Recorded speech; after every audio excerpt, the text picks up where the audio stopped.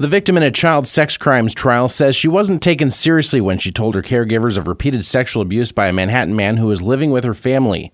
The girl, now 17, testified Monday in Riley County District Court about the incidents alleged in the case. Prosecutors told the jury that 28-year-old Michael Steer sexually abused the girl multiple times from the age of 10 until she was 15.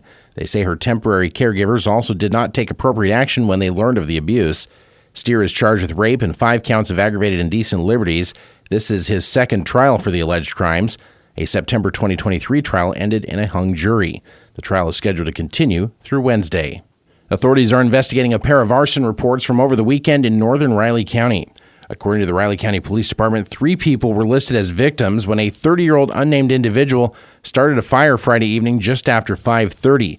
Police say the fire damaged 2 wheat fields and equipment on one property. The fires were reported in the 1400 block of Sen Road and near the intersection of Wallsburg and Madison Creek Roads, north of Leonardville. The estimated total loss from both fields was $6,250. An RCPD spokesperson told K-Man Monday that the suspect was a person not known to the victims. So far, no arrests have been made. RCPD is continuing to investigate. Riley County is projected to receive a little more than $620,000 in opioid funds over the next 13 years. The county has previously allocated those funds toward community corrections and the Department of Health. Both departments requested the continuation of those funds on Monday.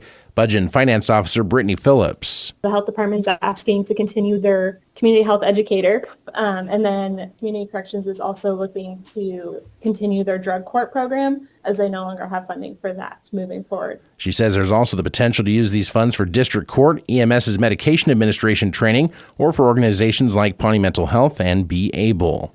Pottawatomie County health officials are increasing efforts to fight against opioid overdoses.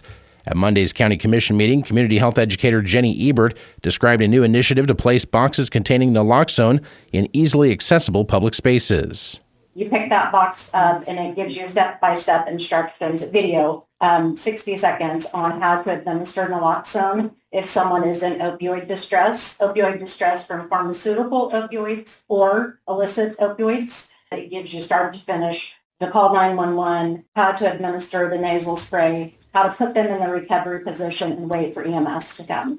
Current retail locations for those one boxes are at Walmart and Menards. Other locations include the Blue Township Fire Department, Comfort Suites, Quality Inn, and Super 8, all in East Manhattan. Pottawatomie County is also working with schools and local businesses to provide training and distribute more naloxone kits. Fort Riley is deploying 4,000 soldiers to Europe. The deployment is expected to last 9 months. General Matt Hardman, Deputy Commanding General for Support, 1st Infantry Division. They'll be dispersed and then do a fair bit of training at some of the training complexes in Germany, the Joint Multinational Readiness Center, which is a combat training center there as well. We've rotated units forward, and the number of units has depended. Obviously, it increased after Russia's invasion of Ukraine. But this is, to some degree, routine in the sense that we've always had brigades rotate forward. Hardman appeared Friday on Within Reason with Mike Mattson. You can find the full interview at newsradiokman.com. This episode is brought to you by Progressive Insurance. Do you ever find yourself playing the budgeting game? Well, with the Name Your Price tool from Progressive, you can find options that fit your budget and potentially lower your bills. Try it at Progressive.com. Progressive Casualty Insurance Company and Affiliates. Price and coverage match limited by state law. Not available in all states. Mic check. 1, 2. Are we recording?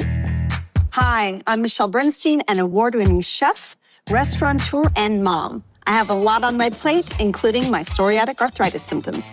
That's why I was prescribed Cosentyx. It helps me move better.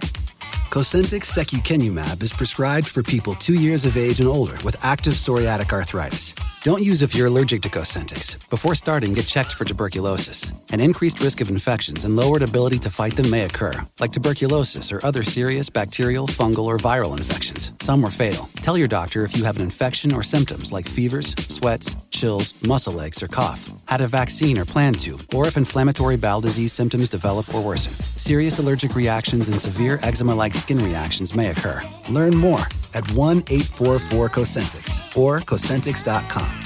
Ask your rheumatologist about Cosentyx.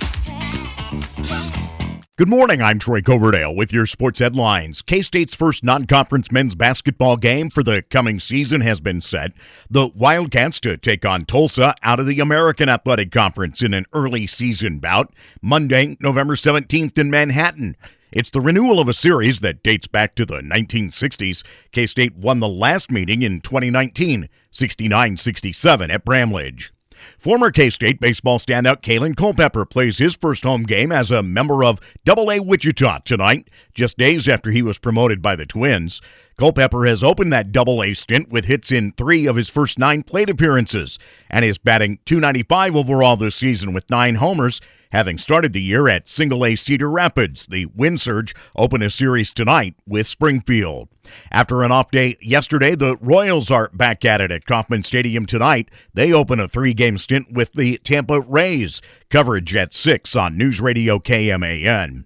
Pacer star Tyrese Halliburton said he does not regret playing through the calf strain that led to his tear of his right Achilles in Game 7 of the NBA Finals. Halliburton suffered the strain in Game 5. Despite being listed as a game-time decision, played on it in Game 6. After making it through relatively unscathed, he again took the court for Game 7, but crumpled to the floor on an attempted drive to the basket just inside of 5 minutes remaining in quarter number 1. The Pacers confirmed that Achilles tear on Monday. Have a great day. I'm Troy Coverdale.